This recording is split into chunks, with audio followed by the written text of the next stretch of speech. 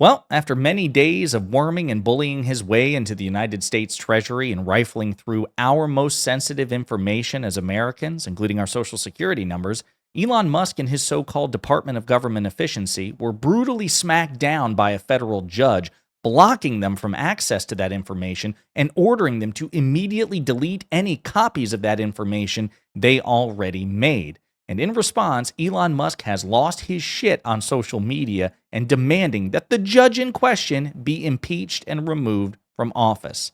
But before we unpack all that, if you end up liking this video and you want to support the channel, please be sure to hit the like, subscribe, and alert bells before you go.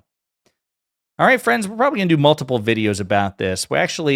Soon we're going to be collaborating with Live and Learn co-host and attorney Pisco to break down the legal merits of what's happening. But I want you to see what's going on, the court decision itself, and then we'll get to Elon Musk's insane reaction.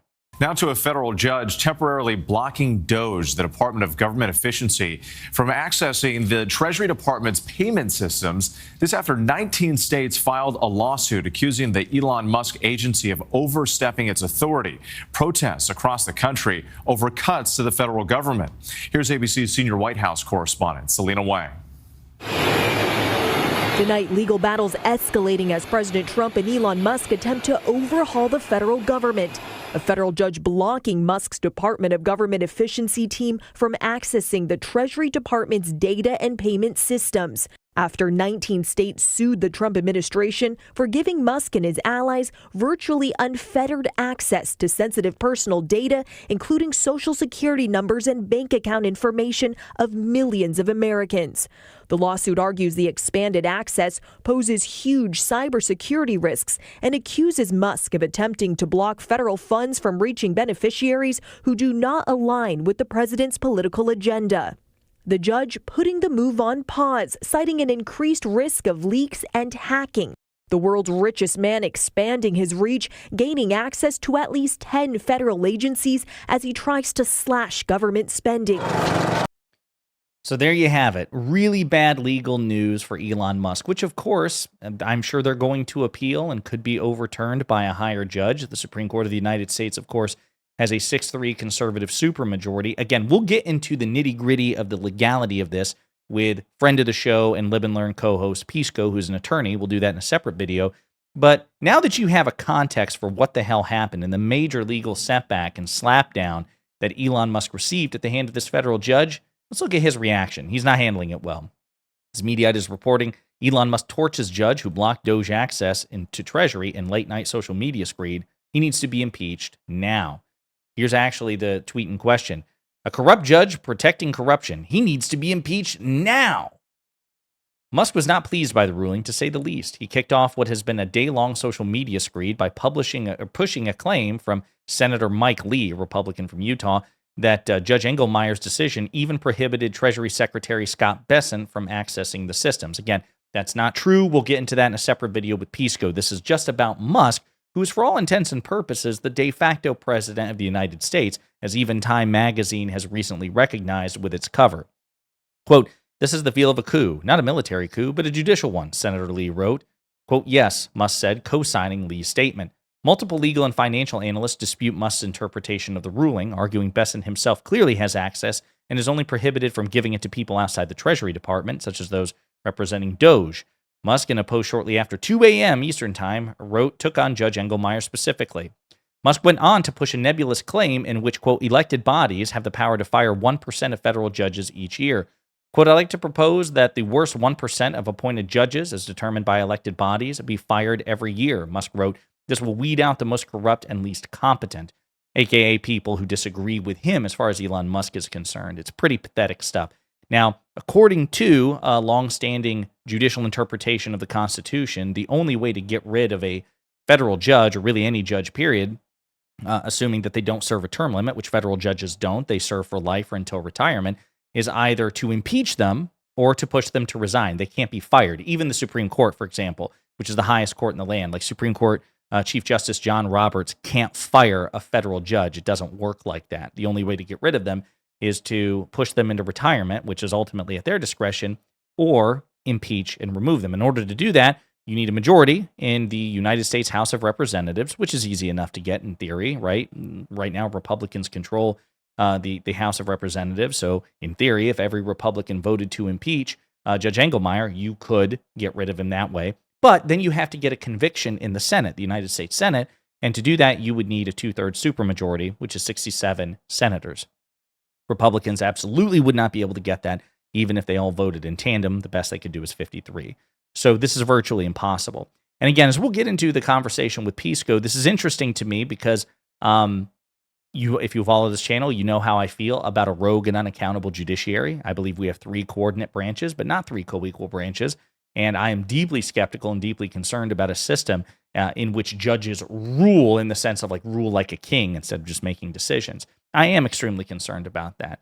But what we're seeing here is not a principled objection to the limits of judicial power, but simply that this particular judge ruled in a way that Elon Musk doesn't like.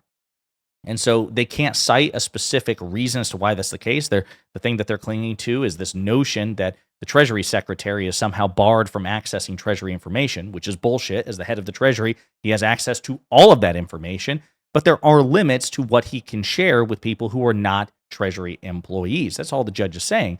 And judges have, for decades, for centuries, interpreted rules and made rulings that define the powers of the other branches, whether we like it or not. And as you know, if you follow this channel, I do have major concerns about that.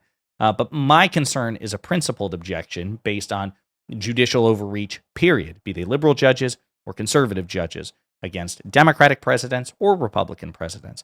But what we're seeing here is a private citizen, an unelected MAGA billionaire who was not elected, who was not appointed specifically with Senate confirmation, as all other cabinet appointees are, for example, but was basically just cut a blank check by Donald Trump because Musk in turn cut a blank check literally for Donald Trump during the campaign. Financial disclosures have revealed that Musk contributed between $270 and $290 million in the span of 6 months to Trump's election. Think about it.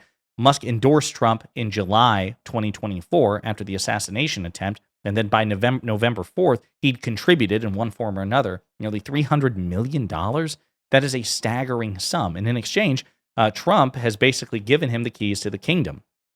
It's really disturbing. And so it's awesome that we are seeing this pushback from a federal judge because, again, the only pushback we're going to get in the government is either from the judiciary or from defecting members of the Republican Party. And that seems extremely unlikely. Remember, in the House of Representatives, everything passes with a simple majority. So the Democrats, it's a thin majority in the United States House of Representatives, razor thin, but if every Republican votes in lockstep with Trump, there's nothing that House Democrats can do. There are some unique opportunities along the way, like the debt ceiling, for example, where the Democrats might have more leverage because there are enough conservative Republicans who might vote against raising the debt ceiling. But for the most part, if the Republicans vote in party line, then House Democrats really can't do anything to stop them. In the Senate, it's a bit different because most Senate legislation requires a supermajority, 60 votes, right, to exceed the filibuster. And unless Republicans decide to violate their long-stated principle of supporting the filibuster, which of course they've done in the past, they violated it. Mitch McConnell violated it in order to make Supreme Court nominees confirmable with a simple majority. So it's conceivable that they do it here. The Democrats in the Senate have more leverage, but it's very minimal. It's going to come from the judges or it's going to come from Republican infighting. And so what we're seeing here is Musk is just triggered. He's openly triggered at the notion that there's any sort of check or balance against what he's trying to do. And I will remind you that we've seen reported, we talked about it over the past 48 hours, Musk is refusing to provide public financial disclosures regarding his conflicts of interest. Remember, he's the richest man in the world. He has multiple lucrative government contracts, and he's been ostensibly tasked with, overseeing, effectively shrinking the federal budget, shrinking these government, potentially cutting the contracts from his competitors, right? That's a major conflict of interest among many. And in order to properly evaluate that as the public, we need to know what his financial disclosures are so we can see. But instead, he's not only keeping those financial disclosures private from the public, but according to reports, the confidential financial disclosure would also be private from our elected representatives, including members of Congress. So what we're seeing here is just a habit of a man who wants unlimited power with absolutely zero oversight, balking, chafing, getting triggered over the fact that he's receiving some sort of pushback. And he's calling for the impeachment of Judge Engelmeyer. Now, will it happen? Probably not. But again, I also want to remind people who take heart in what we're seeing, again, that that Musk's doge is being blocked from access to our most sensitive information. That could be overturned. That could be overturned. The Trump administration will almost certainly appeal this. And it's not inconceivable that a more conservative or more Trump-friendly judge says, yeah, actually, no, give him whatever the hell he wants. He's Elon Musk and we don't give a damn. But right now, this was a major and brutal legal defeat, and one that has triggered Musk so much that he is in the midst of a public meltdown.